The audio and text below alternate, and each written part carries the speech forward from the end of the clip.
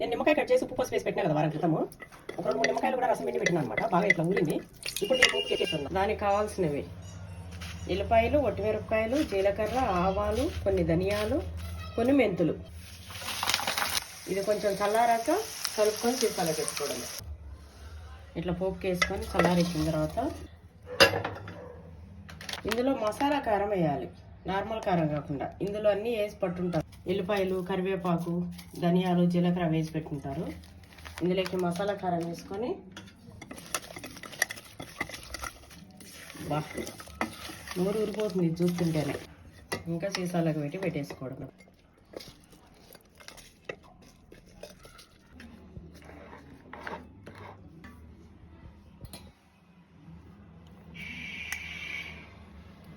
Chutney ready. ఇంకంతే.